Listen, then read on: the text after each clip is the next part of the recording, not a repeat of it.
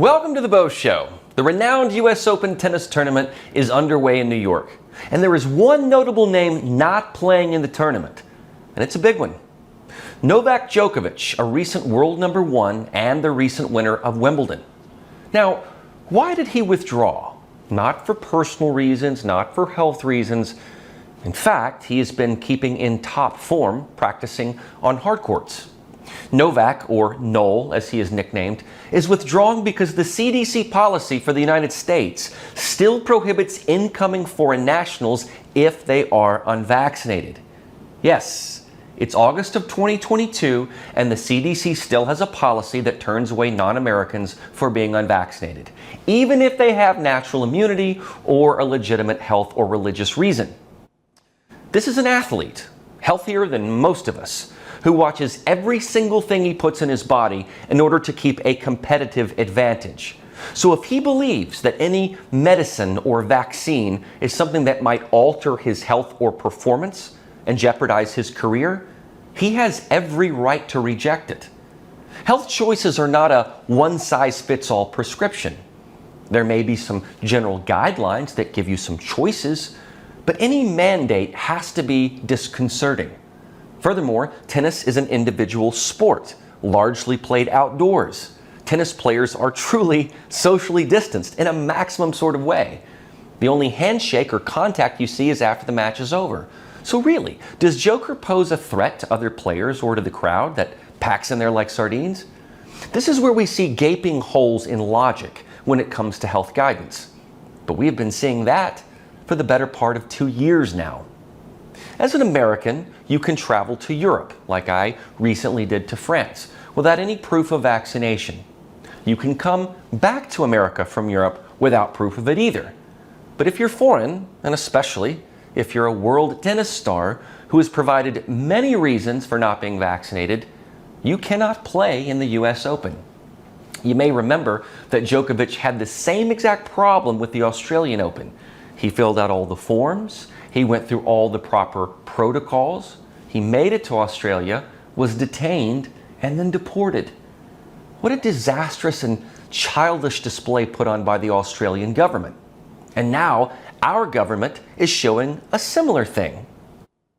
Reporter Peter Doocy asked Press Secretary Karine Jean-Pierre about the hypocrisy of unvaccinated migrants who are coming across our southern border, yet they don't allow Djokovic. Take a listen. How come migrants are allowed to come into this country unvaccinated, but world-class tennis players are not? You're talking about which world-class tennis player? Novak Djokovic. So, as far, just since you asked about him, so visa records are confidential under U.S. law. Therefore, the U.S. government cannot discuss the details of individual visa cases. Due to privacy reasons, the U.S. government also does not comment on medical information of individual travelers as it relates to the tennis player. Look, those questions regarding vaccination requirements is I defer you to CDC. This is a CDC requirement for foreign nationals. This is something that they decide. This is something that is up to them. The U.S. Open and their participant protocols, I'd refer you to them. They have their own specific protocols as well. So they're two different things. But how is it two different things? Somebody unvaccinated comes over on a plane. You say that's not okay. Somebody walks into Texas or Arizona unvaccinated. They're allowed to stay. Why? But that's not how it works. Like we actually no. I know that that's not what you guys want to happen, but that is what is happening. But that's not. It's not like somebody walks over and that's not how. That's exactly what's happening. Thousands of people are walking in a day. Some of them turn themselves over. Some of them are caught. Tens of thousands a week are not. That is what is happening. The funny thing is that she acts like she doesn't know who Djokovic is, even though she keeps looking down at her notes, because she anticipated that this might come up. Now, that's just speaking out of both sides of your mouth, is it not?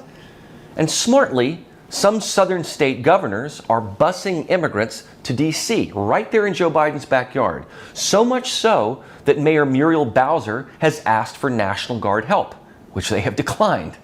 Remember that it was Muriel Bowser, Nancy Pelosi and Chuck Schumer that declined National Guard help on January 6th. You see the picture that I'm painting? They wanted a confrontation on January 6th. And now that migrants are being dumped in D.C. because of horrible Biden policy, they are reaping what they have sowed. So no vaccine required of immigrants who are caught and released in this country, but the world #1 player cannot play in the U.S. Open. In one of my recent episodes, I profiled the disgrace of the soon-to-be-retired Anthony Fauci and how his misguided policy stunted an entire generation, as if we needed anything else to dumb down a generation addicted to TikTok. But Fauci, the CDC, the NIH, all of them provided faulty guidance. And to this day, provide guidance that's not guidance, it's mandated.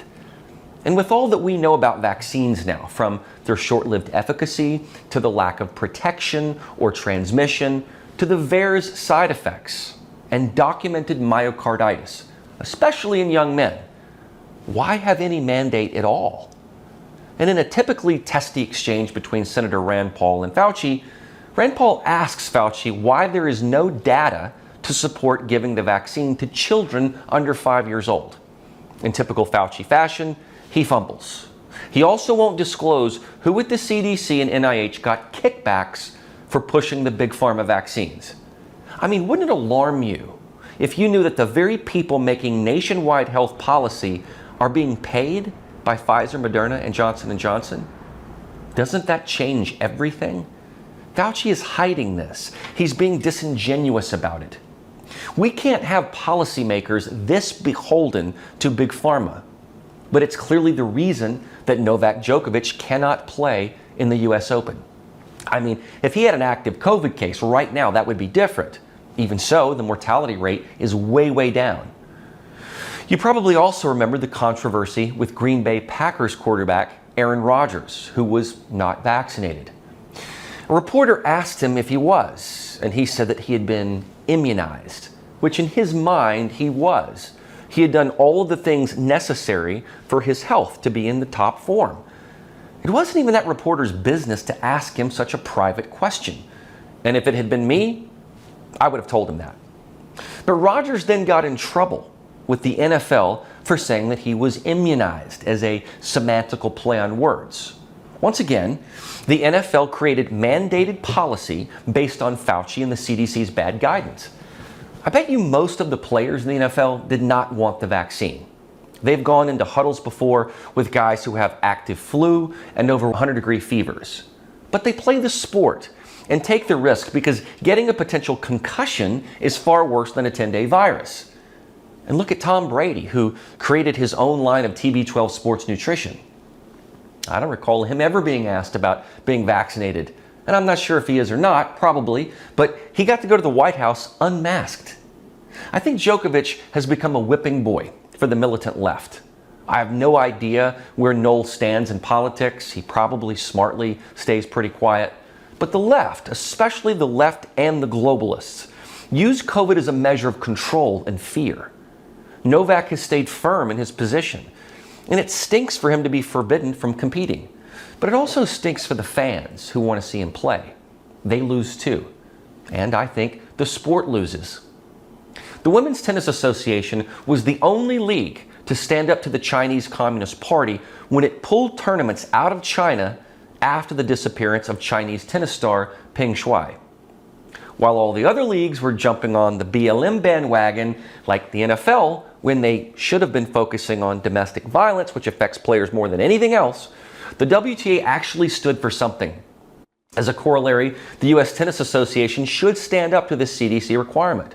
They could actually make a positive change in the sports world. After all, I've covered the Live Golf League, which takes dirty Saudi money, but at the same time it does create some more competition. You know, leagues should protect their athletes and those athletes' personal decisions for their health.